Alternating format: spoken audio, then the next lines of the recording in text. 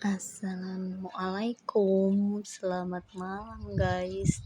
Tidak lupa rutinitas malam kita seperti biasa, menidurkan anak sambil garuk-garuk. Untung punya alat ini guys. Alat ini tuh simple, murah, memudahkan kita semua nih. Dan ini tuh bisa dipanjangkan ya guys. Nah, ini bisa dipanjangkan, bisa dipendekkan. Kayaknya murah, praktis. Tinggal digini-ginikan aja.